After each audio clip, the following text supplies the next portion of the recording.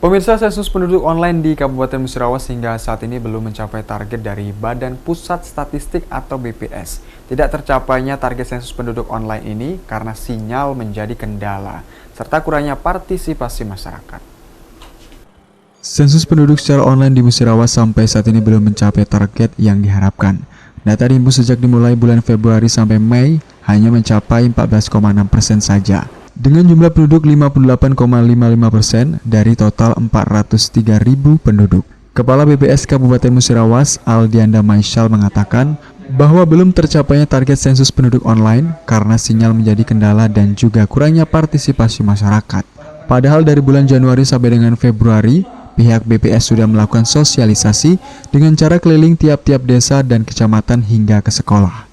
Dijelaskan Aldianda Maishal, meski angka sensus penduduk online belum mencapai target, namun pihaknya akan mengejar target yang tinggal tersisa 16% itu, dengan melakukan sensus penduduk online secara door-to-door ke rumah warga yang akan dilakukan pada Desember 2020 mendatang.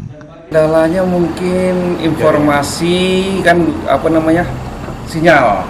Nah, beberapa daerah memang sinyalnya jelek. Nah, tapi kita sudah sosialisasi pada bulan Januari Februari ini, kita sosialisasi keliling desa, keliling kecamatan, keliling sudah sosialisasi.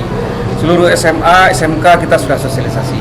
Jadi kita sudah maksimal, tinggal lagi masyarakat untuk melaksanakannya pada Laporan Tim Silampari TV.